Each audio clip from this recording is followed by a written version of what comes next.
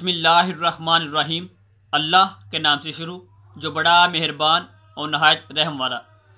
السلام علیکم، میں ہوں محمد عثمان علی بٹ، میں پاکستان ہوں اور آپ دیکھ رہے ہیں سوشل میڈیا کے منفرد چینل کی لائیو سکرین پر۔ ایسا نہیں چلے گا، اور جس طرح کا یہ رویہ خاص طور پر پاکستان کی حکومت نے اپنایا ہوا ہے، ایسا تو بالکل بھی نہیں چلے گا۔ آج کا ہمارا موضوع ہے ناموس رسالت صلی اللہ علیہ وآلہ وسلم۔ جب بھی میرے اور آپ کے آقا و مولا حضرت محمد نور مجسم، شفیع معظم، سرکار مدینہ، راحت قلب و سینہ، فیض گنجینہ،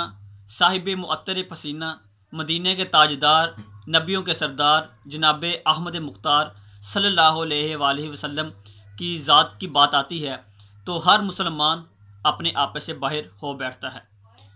اسی طرح پاکستان اور انڈیا کے جو مسلمان ہیں وہ اس حوالے سے کافی زیادہ مشہور ہیں پوری دنیا میں کہ ان کے جو جذبات ہیں، احساسات ہیں اپنے پیارے نبی حضرت محمد صلی اللہ علیہ وآلہ وسلم کے حوالے سے وہ بہت زیادہ ہیں۔ اسی حوالے سے پاکستان کے جو موجودہ حالات کی جو بگڑتی ہوئی حالت ہے، اس کی سب سے بڑی وجہ آسیہ ملونہ ہے۔ یہ وہی ہے جس کی وجہ سے غازی ممتاز حسین قادری علیہ رحمہ شہید ہوئے، سلمان تصیر واصل جہنم ہوا، اور وزیر اقلیتی امور شہباز بھٹی کو قتل کر دیا گیا۔ پاکستان کی یہ جو نئی حکومت ہے، پاکستان تحریک انصاف، جو کہ ترقی کی بہت بڑی نعرے لگانے والی ہے، وہ بھی جب سے آئی ہے تو تب سے اس جو پاکستان کی معیشت ہے وہ بہتر ہونے کی بجائے مزید تنزل کی طرف جا رہی ہے۔ اس کی جو سب سے بڑی وجہ ہے وہ یہ ہے کہ اس کی حکومت آتے ہی 2 بار جو پورا ملک بند کر دیا گیا طریق لبیک پاکستان کی طرف سے، وہ یہ ہے۔ تو اگر ہم اس کی جو بنیاد ہے اس کو جاننے کی کوشش کریں تو پاکستان کی ترقی نہ کرنے کی اور پاکستان کی معیشت برباد ہونے، مزید تنازع کی طرف جانے کی مین وجہ وہ طریق لبیک پاکستان نہیں بلکہ آسیہ ملونہ ہی ہے۔ اگر حکومت نے اس کو سزا دی ہوتی تو یہ جو ہمارے طریق لبیک پاکستان والے ہیں وہ باہر کبھی بھی نہ نکلتے۔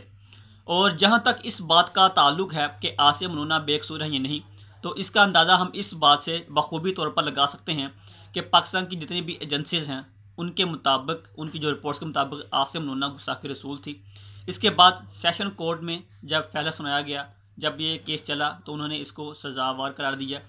اس کے بعد جب ہائی کورٹ میں گیا فیصلہ تو انہوں نے بھی اس کو گستاخی رسول ڈکلیئر کیا اور اس کی جو سزا ہے، سزائے موت، کو برقرار رکھا۔ مگر جب یہ فیصلہ سپریم کورٹ کے پاس گیا تو انہوں نے آسیہ ملونہ کو رہا کر دیا۔ اور جہاں تک اس کے فیصلے کا تنقیدی اور تحقیقی جائزہ ہے، اس کے حوالے سے ہم نے تحقیقی طور پر 3 سے 4 ویڈیوز بنا کر اپلوڈ کی تھی۔ اس کے جو لنکس ہیں وہ ڈسکرپشن میں ڈال دیے جائیں گے، آپ ان کو وہاں سے دیکھ سکتے ہیں، سن سکتے ہیں اور اپنے دوست احباب کے ساتھ اس کو شیئر بھی کر سکتے ہیں۔ مگر یہاں پہ جو ہمارا مین مدعا ہے، جو کہ تبدیلی لے کر آنے والی پارٹی کے حوالے سے ہے، کہ تبدیلی آ نہیں رہی بلکہ تبدیلی آ گئی ہے۔ کیونکہ آج ہماری اکثر و بیشتر مساجد میں نہ تو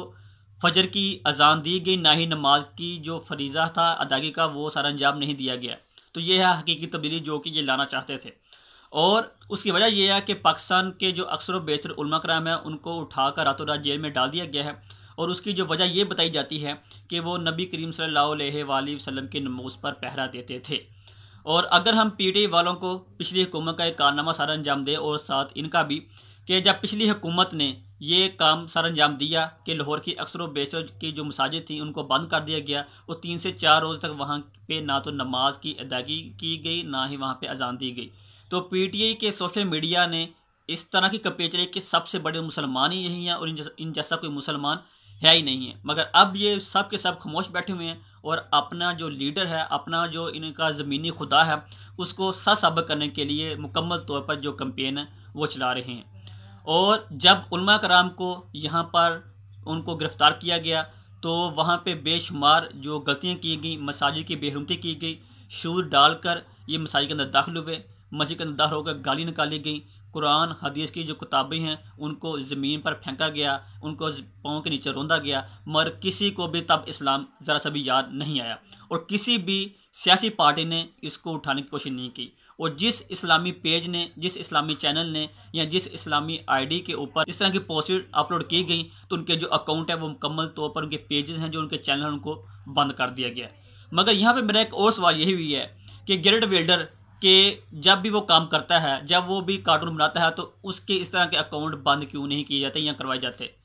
جب بھی کوئی اسلامی بندہ، کوئی مسلمان اپنے نبی کی ناموس کی لوٹتا ہے تو اس کے اکاؤنٹ، اس کے چینل، اس کی آئی ڈی بلاک کیوں کر دی جاتی ہیں؟ اس کے علاوہ جو پولیس نے چار دیواری کا جو تقدس ہے اس کو پامال کیا، بغیر پوچھے گھروں میں داخل ہو گئیں، گھروں میں خواتین موجود تھیں، مگر انہوں نے کسی بھی چیز کی پرواہ نہیں کی اور ہر چیز کو نیست و نابود کر دیا۔ اور اگر کوئی علماء اپنے گھر میں نہیں ملا تو اس کے بھائی کو، اس کے بچے کو، اس کے باپ کو اٹھا لیا گیا۔ تو پہلے مجھے یہ بتائیں، کیا قانون کے دائرے میں رہتے ہوئے یہ سب کچھ جائز ہے یا نہیں؟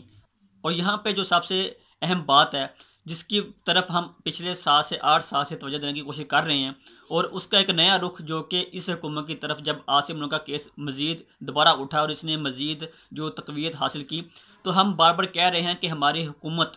یا تو عاصم ملک کو باہر بیچ چکی ہے اور یا اس کو باہر بیچنا چاہتی ہے۔